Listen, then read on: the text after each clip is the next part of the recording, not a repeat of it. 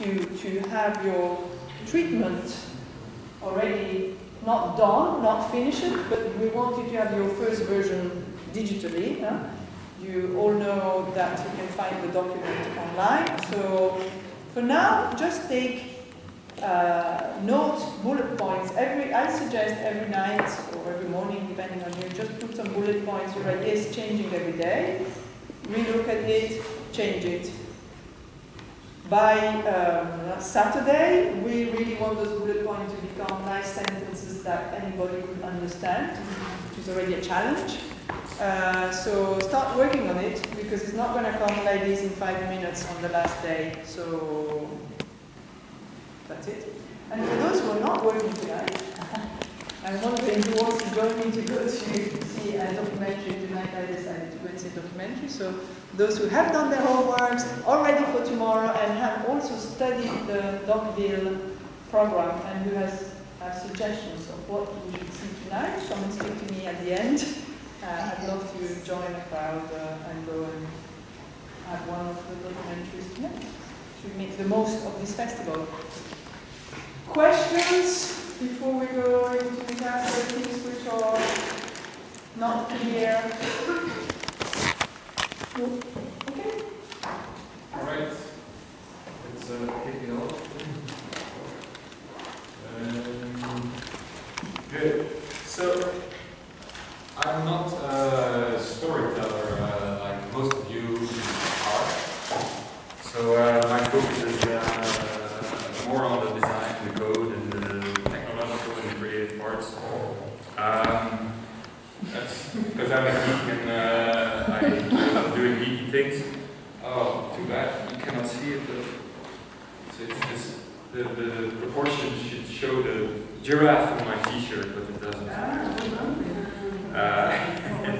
Another time, I'm still a geek. I work for iMinds, which is a Flemish government-supported organization in media innovation, and I'm working for the media innovation department there. I do software engineering, exploring technology, and other things. I'm educated as an architect, which is something completely different. This is a sculpture I made for an artist before I started doing stuff with computers and code. And so I kind of moved through a series of jobs before I ended up what I'm doing now, being a media engineer, if that is an engineering discipline, how it is. And in my free and spare time, I'm also a live coder, which means that I code, and the code I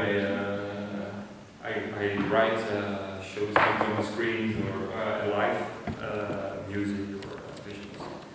But we're here on stories. I don't know if you know these guys. This guy is Orson Welles. He did a famous radio show a while ago. It caused some activity. It wasn't really interactive, but at least it was a linear story that did some interaction or action, or how you call it. So the point is, stories are typically, or maybe not because I'm not an expert in storytelling, but stories have a start at the beginning, a middle, and an end, and there's a very well-structured manner of how to tell a good story. And so we have a progress bar in the bottom. You can see it's over here. It's really small. It's design, so it's not in the way and all that. But it's, you will see progressing. And when we're here, we're done with the presentation. So it's very linear, the presentation. Although I'm telling you about how stories are or should not be limited to being linear. So there are some dimensions in linearity, and one dimension is time. And the infographic in the back is from a very, very, very famous movie, Pulp Fiction, where you have multiple storylines interweaving all the time. And this is all the storylines put in chronological order. So you can there's a link in the presentation, so you can just check it out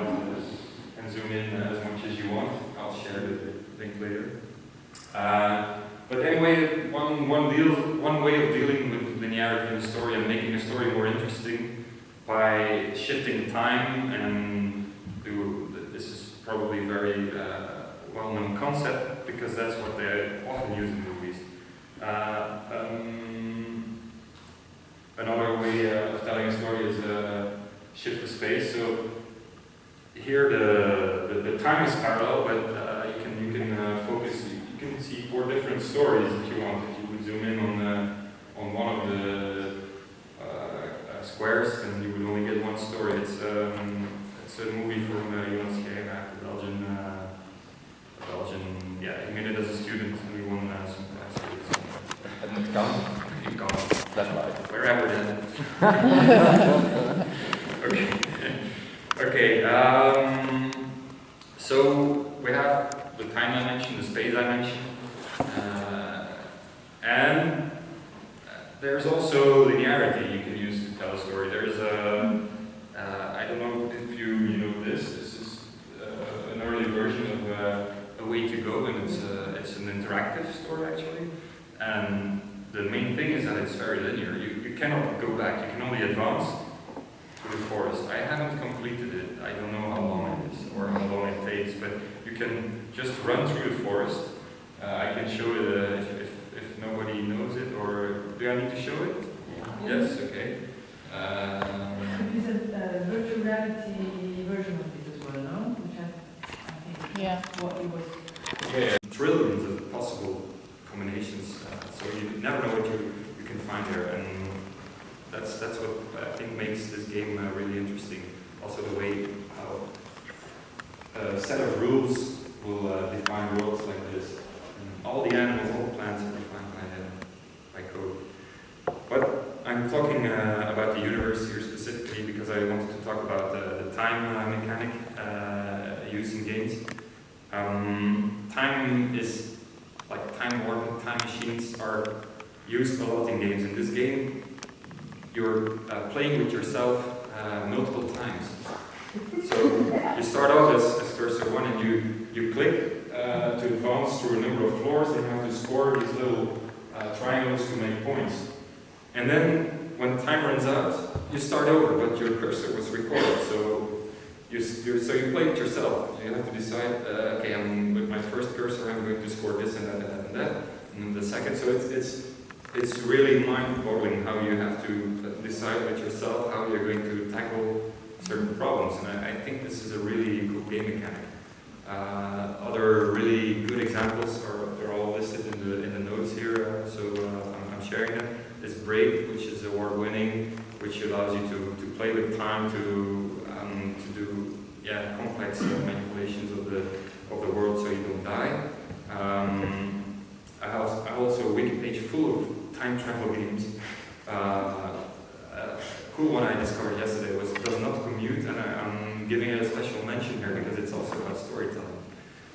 Does Not Commute is about people driving to work, and so it's a little Android game or iOS game, and you're presented with a small city map and a small car and a text balloon that says, this is Jenny, she's driving to work, she had a really bad day yesterday, and then she drives to work. You have to drive the car to a specific destination. It takes about 2 or 3 seconds. And then this is Bob. Bob just came from a party, is really drunk.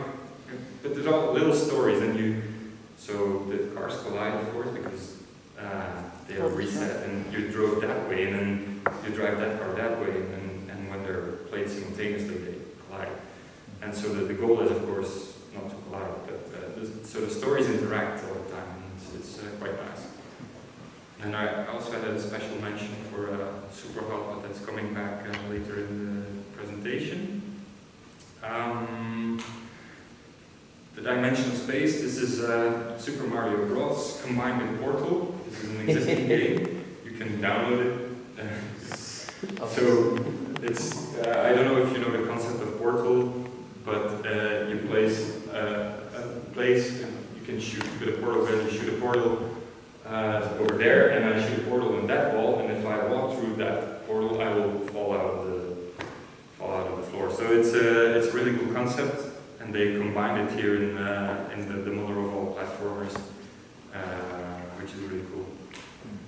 Another thing you can play with is the dimension parameter.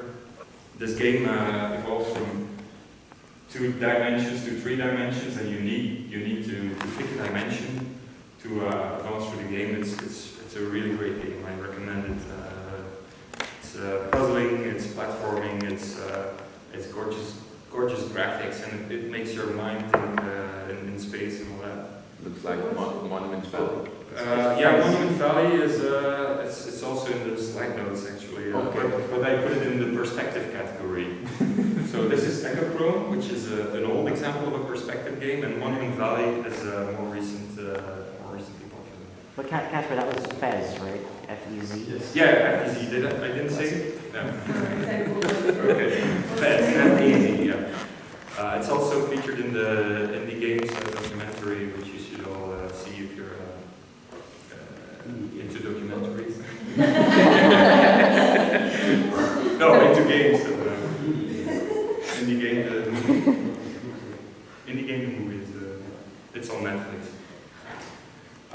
So yeah, Monument Valley. I showed my son Monument Valley yesterday, and I just wanted to see. So he's 8 years old. I wanted to see what he was going to do with it, and yeah, he was of course incredibly good in it. Like, it's not a really hard game, but still, I just wanted to see how he interacted with it.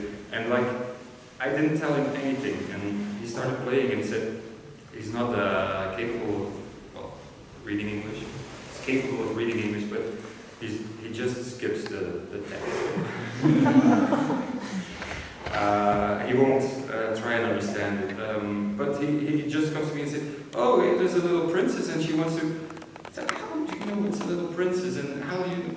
He came up with a lot of clues just from the looks and the feel of the game. So I think you can really achieve a lot with aesthetics. And so yeah, this is Echochrome.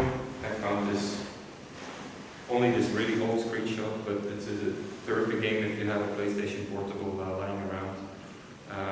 Try it. Right, one of my favorites is this one. It's V's or V or V6 or whatever you want to call it. So the physics, you can switch gravity to upwards or downwards, and you cannot jump in the game, you can only switch gravity. So it's a really hard game. I have most of the games I'm showing here, so if you want to try something out, I think I brought most of them as well.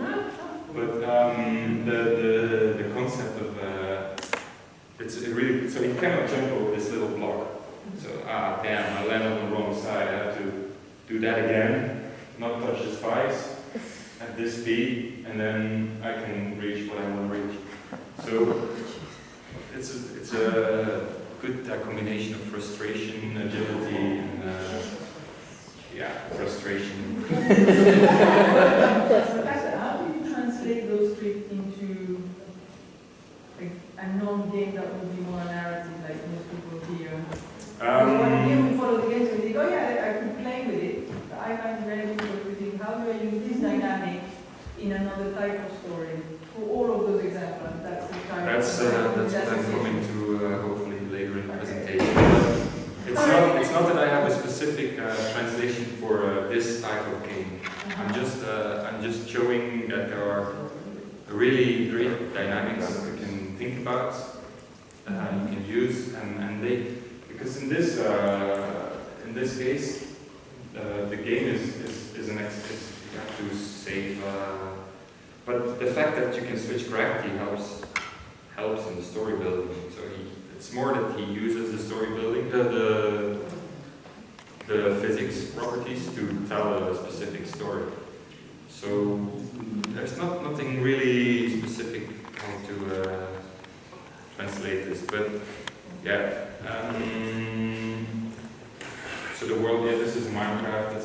People are building stories with Minecraft all the time. They're using it as a world to develop their stories, their worlds. They just try and try everything, and then they group with other people, and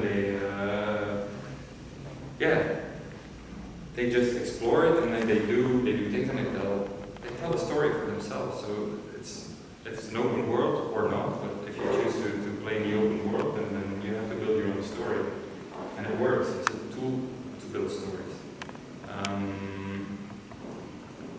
This is reality. You can tap reality into the stories.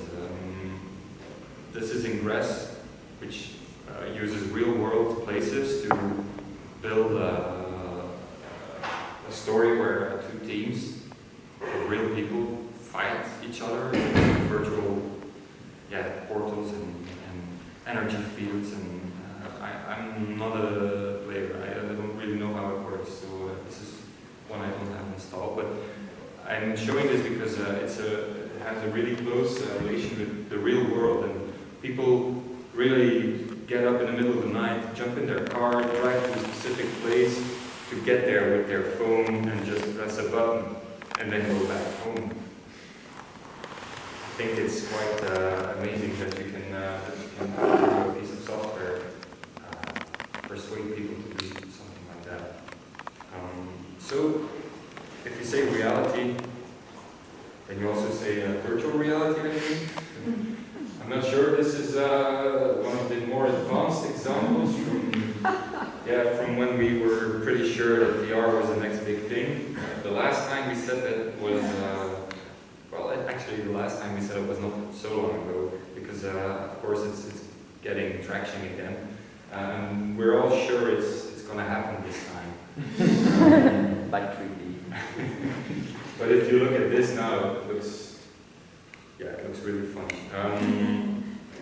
Why it might work this time, I cannot tell you. I cannot promise you it will work, but this is the HoloLens where you combine what's real and what's virtual, and in a way that it might work.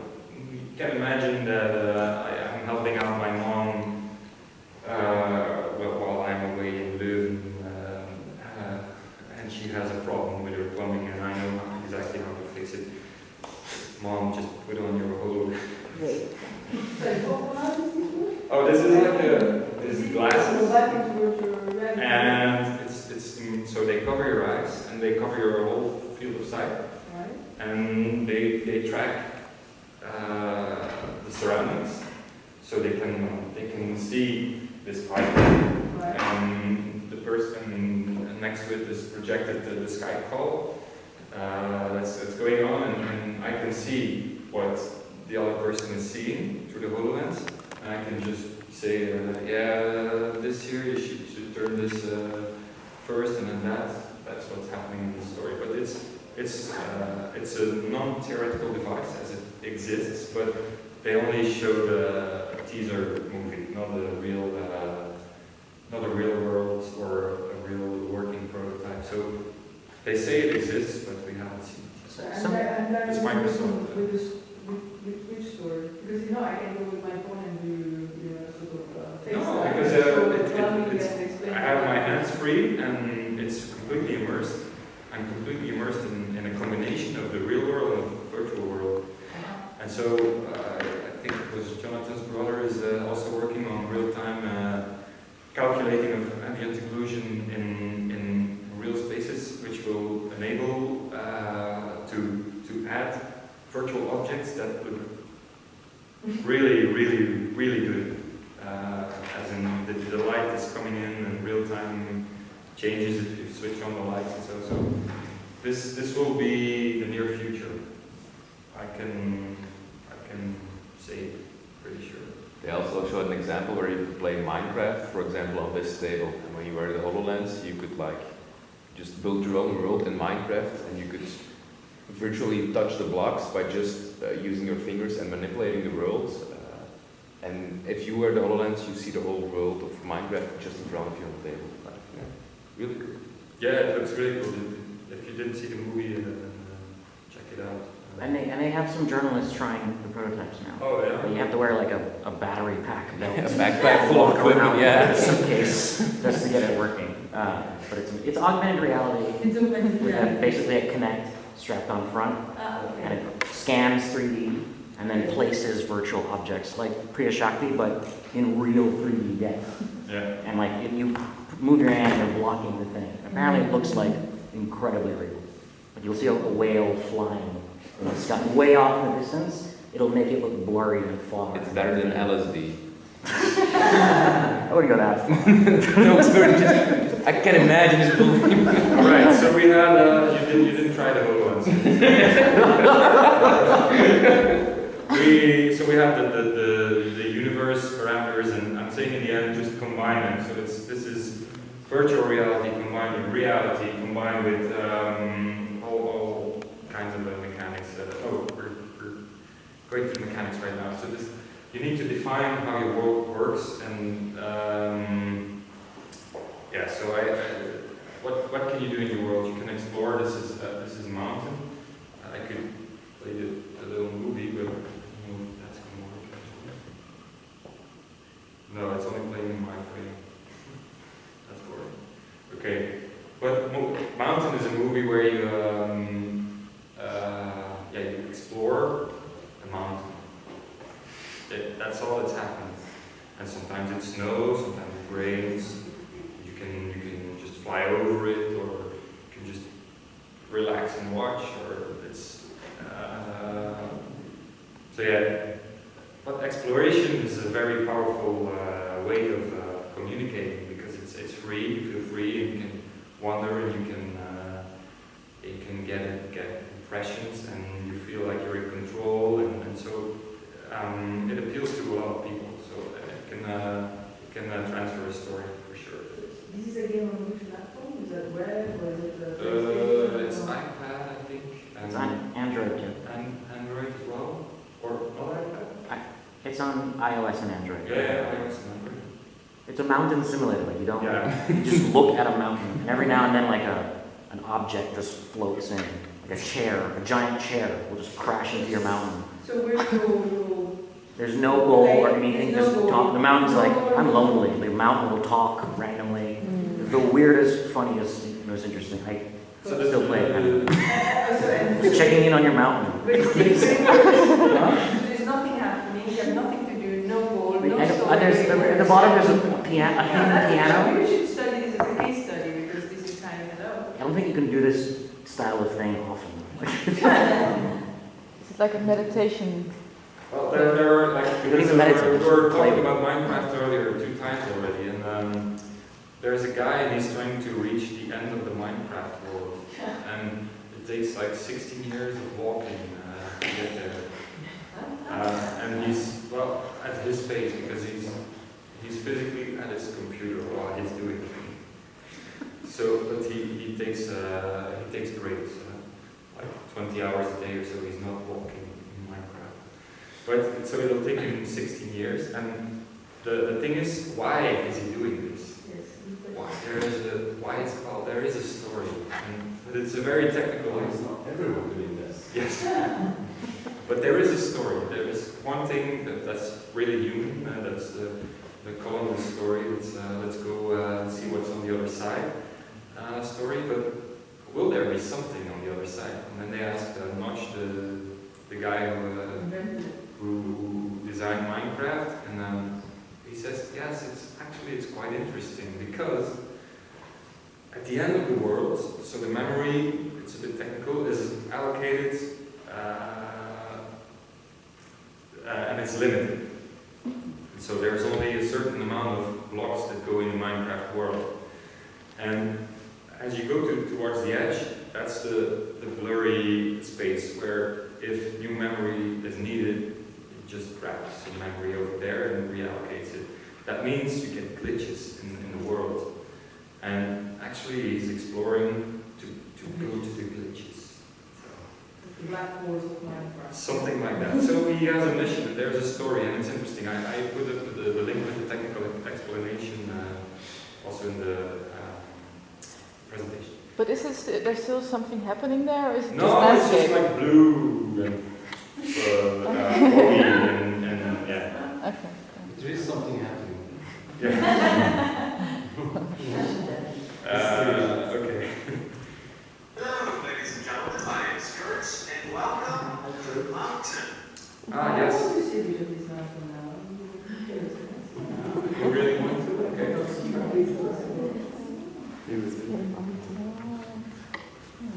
That's it.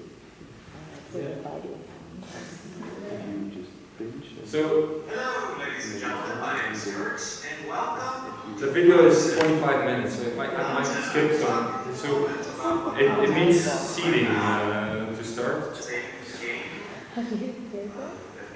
Watching ourselves play as a mountain. In and out. We are simply a mountain floating in space. Massive castles. But yeah, David Ryan is actually an art filmmaker. Most recently, he was involved in the Spike Jonze movie, described as a mountain city. Oh, so, So this is someone recording himself while he's playing. Towards things like sorry? So this is someone, it's a machine, someone is recording himself while he's playing. Yeah, while he's playing. Okay, so this explanation on his own, but if I was to play, I would just see this mountain. Yeah. Yeah. Definitely. I have homework tonight as well. To practice. Okay. I'm going to the next slide. The next mechanic is personalized. This is do not track. I was really so happy that someone did this and tried to explain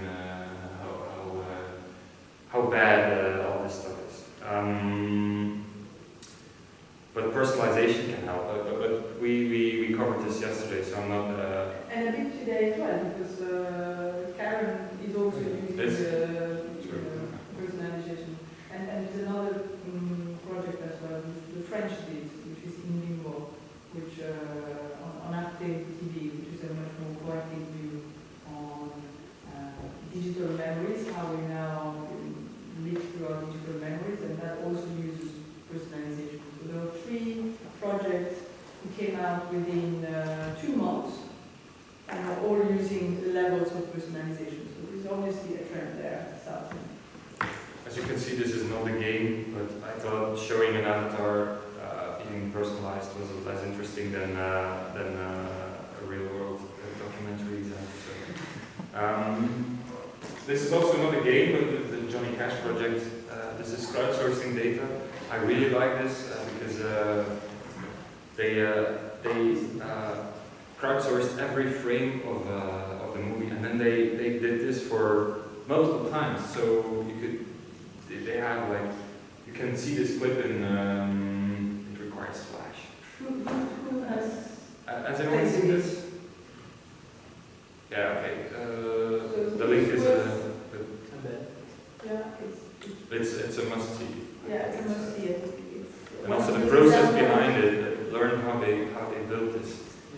It's very interesting how they came to this concept. Then experiment is also a mechanic. Allow people to try things out and then see what happens. This is a scribble notes where you can, the way to interact with the game is free text. So in this case, you are asked a question. Do you want something? And he just says nope, and then a nope is coming and throwing into the air. But he could as well said, yeah, I want a bazooka, and then he would have gotten a bazooka and could have killed a spider. Or I want a pole vault, so I could jump over the spider. I don't know. But this is free form text you can use to experiment. I love this. Also, Bad Piggies, if you know it for the game, where you can build weird contraptions and see how they perform. I love this kind of interactivity. So it's the Tipex approach, free text, and then something happens. A lot of work to make, I think. Data input. So you ask people. This is Brett Victor's essays and explore this. It's a valuable source of information. Although I don't always agree with him, he does make some good points. So reactive documents. I'll try and show this one. So you can just alter the function and it will change the formulas and explain how everything works. It's a better way of interacting with information.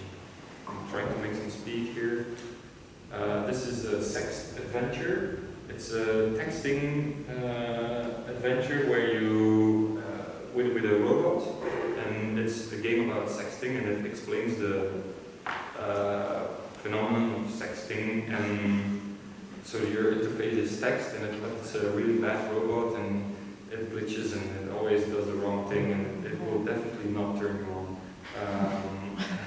That's the concept of the game, actually. So, I won't show weird pictures in the presentation, so you can check it out for yourself. Another mechanic is disconnect. I don't know if you know this. If you're in Chrome and you're unable to connect to the internet, a little dino pops up, and if you press space, you can play a game while you're disconnected from the internet. So I think it's great, but the connect or disconnect measure can be very powerful. Like stop all interactivity for a while. This is for each part, so the mechanic, the universe, or always combine the mechanics and the things, because that leads to great results. This is a combination of Pac-Man, Pong, Space Invaders, wait for it, yeah, don't. So this is a real game. This was made in a room there, a game jam, in 24 or 48 hours. I think it's great. I played it together with my son, and this just works. This is a great game. What's that one called? It's Pac-Pong. Pac-Pong. Yeah. Other great example of combinations are Super Hotline Miami and Mario, which I already showed. Mario with a 0 instead of an O. That's the Portal Mario combination. And Super Hotline Miami is Hotline Miami, which is the bloodiest, goriest, top-down person view game you will play, which has a really, really good story. It's a really good story, and it's really immersive for pixel graphics. I cannot recommend it enough. And Super Hot is a game where you play with the time again. If you need more on that, just come and see me. Okay, last chapter is interactivity. Interactivity and technology, specifically. So this is a very well-known example of how technology plays with us. Do this, no. Do this, no. Computer says no. So interactivity, just off the top of my head overview. We have scrolling interactivity. So if the moon were only 1 pixel, then this is the scale. This is the sun. This is a you know the drill. Just scroll, and eventually you'll end up at the moon and the earth and all that. Only the students and I wrote here a better example is I thought it was tricky to embed it in an iframe because it's quite heavy. So it's but the link is here. It's the Langstrasse 360 where you are in Switzerland, and you can scroll through a street, and it's a video of a car that drove, or a bike that drove through a street, and it's completely interactive. So you can stop where you want. It's completely linear, but you can go backwards if you missed something. And it's a promo page of all the shops, I think, and all the sightseeing from certain. So when you stop, you can go in the shop? No, you can interact with go to little websites of the sightseeings. So scrolling, motion, gyroscopes, accelerometers. This is a really good game. Ridiculous fishing. It's one of my favorites, I guess. The mouse. This is a very obvious thing. So do not touch. So they record the pointers of everyone looking at the video, and they ask questions like follow the green dot or catch the dot and what kind of where do you live on a world map. And let's see, actually it's a music video. So it's a music video. That's the project. But I like it. There's more music videos. I'm a big music fan, and whenever a music guy does something interactive, I want to see it. So wait, go back here. Okay, so this is the keyboard interaction. I took this example because it requires really careful typing. So, everyone's a winner. Also, if you only run 20 centimeters. So the point of the game is type the keys right. So another mechanic is location. This is the Arcade Fire Chrome experiment. It's really good. It takes you to your home location and the music, the video clip is happening there. It's a Chrome experiment. It's Google funded, I guess. It's a Street View promo. That was one of the first examples of personalization, although not really in a story, but through a video. Yeah. And it was the beginning. But it's a story. It's a video clip. It's a video clip about. Another great example is just a reflector. It's also Arcade Fire, and it's also a Chrome experiment. Here, it asks access to the camera, and while you're watching, it takes a picture of you, and then suddenly a mirror shatters, and you can see yourself reflected in the mirror. It's quite a good experience. It's yeah. When I saw it, I was wow. I was really astonished by the effect of it. So we can go on.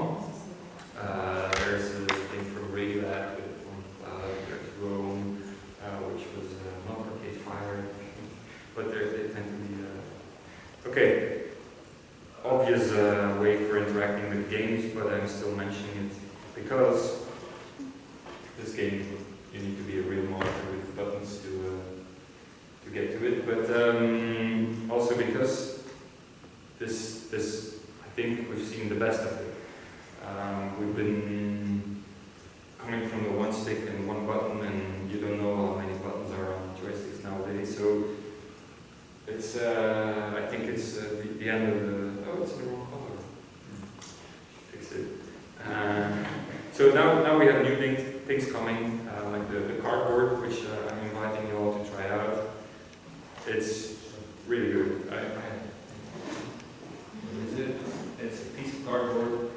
I got mine for free from from the steel company. They just they built a new plant in our city, and they wanted to show how cool it was. So they all gave us a cardboard so we could explore it and said, "Oh, that's great! I can do other cool things with that."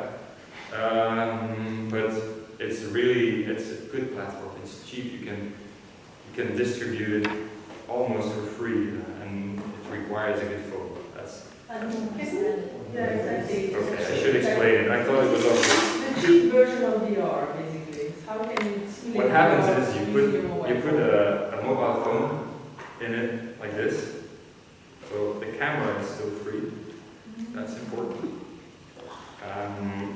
Here you have a little magnet, and if I pull it down, it comes back up. That's because on the other side there is a fixed magnet that pulls the magnet back. But what it also does is it changes the magnetic field where the compass of the phone is located. So the phone knows when I'm pulling this down.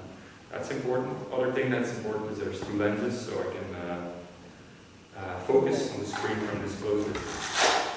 So wait. So in this the thing we're seeing here is a little story. It's called A Windy Day, and yeah, you know what? I'll just pass it around. Yeah,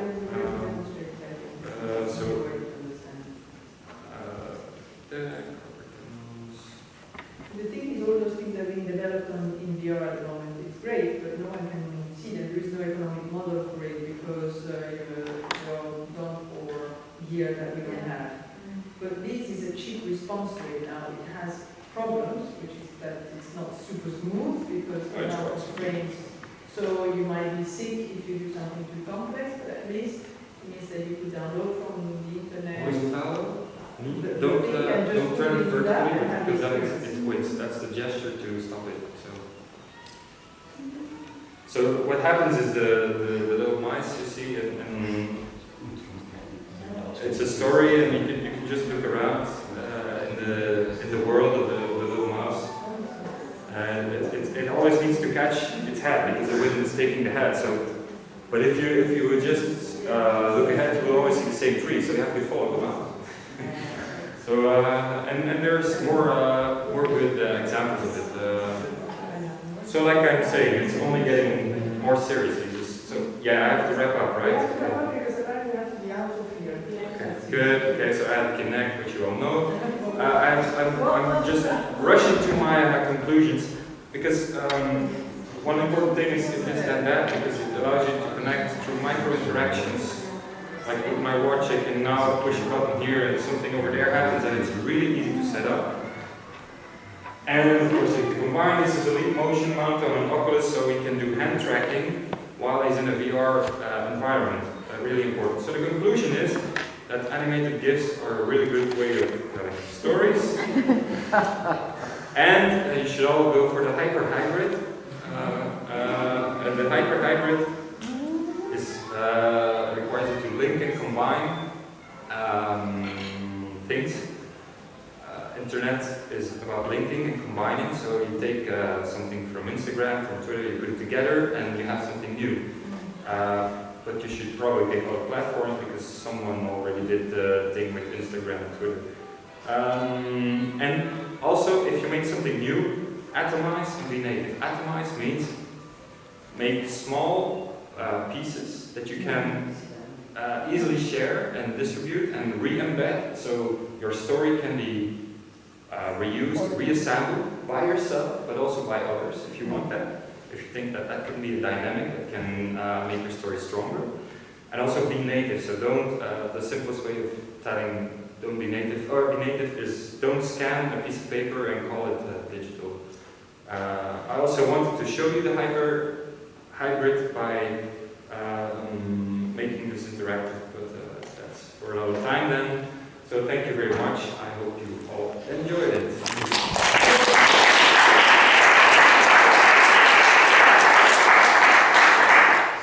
Rushed a little bit, but the good news is since you're with us until Saturday, we can always, if any of you, so I think what we miss here is then the link. Okay, this is like, well, there's so many ways to interact with the screen. Yeah, fantastic, but how do we